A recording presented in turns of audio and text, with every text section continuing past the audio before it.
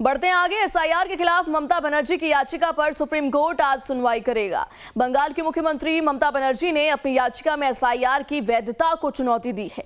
ममता बनर्जी ने मुख्य चुनाव आयुक्त ज्ञानेश कुमार के साथ ही बंगाल के मुख्य निर्वाचन अधिकारी को भी वादी बनाया है। सुनवाई के दौरान सुप्रीम कोर्ट में ममता बनर्जी खुद मौजूद रहेंगी। इन याचिकाओं में ममता के अलावा मोस्तारी बानू और तृणमूल कांग्रेस के सांसद डेरेक ओब्रायन और डोला सेन की याचिकाएं भी शामिल हैं।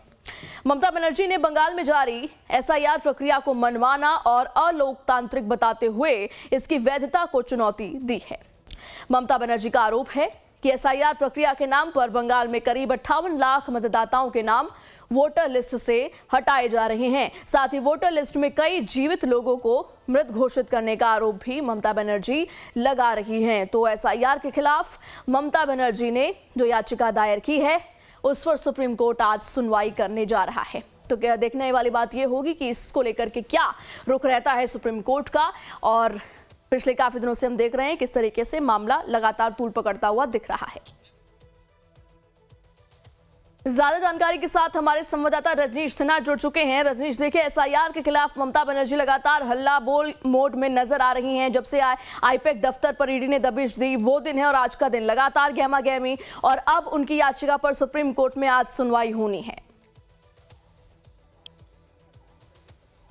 देखिए, बहुत ही अहम दिन है आज। जो राजनीति कोलकाता से शुरू हुई थी वो दिल्ली तक आ पहुंची है और बंगाल की मुख्यमंत्री ममता बनर्जी पिछले कई दिनों से दिल्ली में डटी हुई हैं। वो पहुंची थी चुनाव आयोग, वहां पर उन्होंने मीटिंग की। मीटिंग के बीच से वो निकल गई, काले सॉल के साथ पहुंची थी। उसके बाद वो वहां के कुछ लोगों के साथ मीडिया के सामने पहुंची। कल उन्होंने प्रेस कॉन्फ्रेंस किया और उनका कहना है कि जिस तरीके से लोगों के नाम काटे गए हैं और खास करके तृणमूल बेस्ड इलाकों में नाम काटे गए हैं, ये कहीं ना कहीं चुनाव आयोग का जो रवैया है वो गलत है। उनका ये आरोप है कि चुनाव आयोग जिस तरीके से पूरे मामले में प्ले कर रहा है ये बिल्कुल सरकार के खिलाफ है और इसके खिलाफ ही वो कोर्ट में गई है। सबसे खास बात यह है कि सुप्रीम कोर्ट में आज ममता बनर्जी मौजूद होंगी और इसकी भी संभावना है कि वो अपनी केस खुद से लड़ेंगी। देखिए, ममता बनर्जी एलएलबी हैं और वो 2003 में आखिरी बार कोर्ट में इस तरीके की प्रैक्टिस में दिखी थी, लेकिन अब आज अगर वो एसआईआर के मामले में बहस करती दिखेंगी तो ये बहुत ही खास मौका होगा।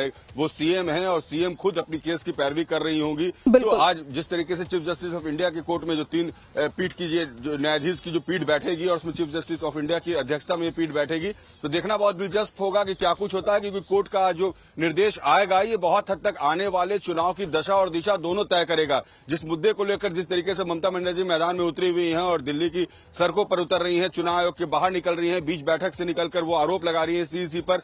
जो सांसद है कल्याण बनर्जी तृणमूल कांग्रेस के, उन्होंने ये कहा कि हम लोग इम्पीचमेंट की तैयारी कर रहे हैं कि इम्पीचमेंट लाया जाए, महाभियोग लाया जाए मुख्य चुनाव आयोग के खिलाफ। तो तृणमूल कांग्रेस की पूरी कोशिश है कि एसआईआर को एक बड़ा मुद्दा बनाया जाए और 58 लाख के आसपास जो लोगों के नाम काटे गए हैं इस पर उनकी ठीक है। देखिए, ये चुनाव आने वाले चुनाव की दिशा और दशा दोनों तय कर सकता है।